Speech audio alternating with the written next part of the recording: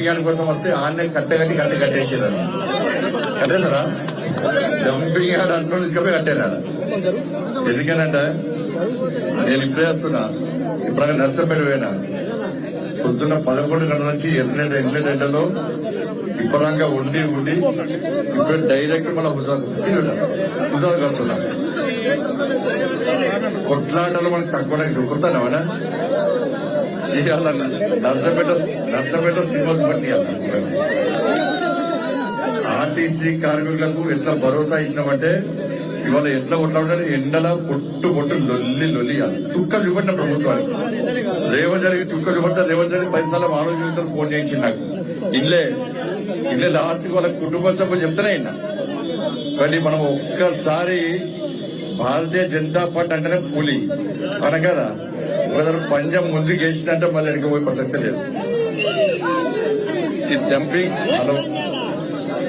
Dumping yard బాధ ఏంటో నాకు తెలుసు అన్న. ఒక్కసారి ఇప్పుడందరూ కర్మాలు పోయేటప్పుడు ఏం చేయాలంటే, డ్యామ్ బ్రిడ్జ్ ఉంది కదా, దిగానే డంపింగ్ యార్డ్ ఉంటుంది. మీరందరూ పోయి ఒక 5 నిమిషాలు వాడబోతే ఖర్చు లేకుండా ఇట్లా నిలబడరాండి.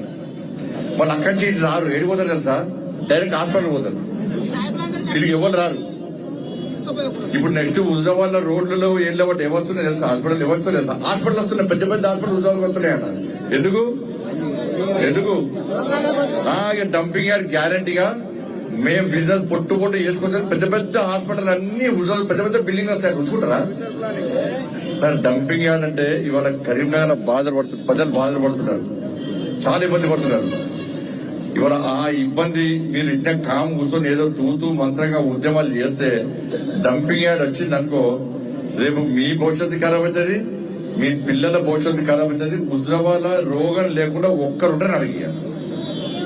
చాలా ఘోరమైన పరిస్థితి అన్న. ఇప్పుడు ప్రభుత్వం ఏం చేయాలి, సమస్య వచ్చినప్పుడు ఆ సమస్యను తీర్చడానికి ప్రయత్నం చేయాలి తప్ప ఒక సమస్య కోసం ఇంకో సమస్య సృష్టిస్తారు. ఎవడన్నా డంపింగ్ యార్డ్ తెలివినోడు హుజరాబాద్ మున్సిపల్ కలిసి పెడతారా ఎవడన్నా, ఎవరైనా పెడతారా మున్సిపాలిటీ కలిసి డంపింగ్ యార్డ్ ఏడ పెట్టాలి. ఉరోధులు ఎక్కడన్నా అందరినీ మెప్పించి ఎవరికి ఇబ్బంది కాకుండా తీసుకుపోయి డంపింగ్ యార్డ్ గాలి పెడతారు.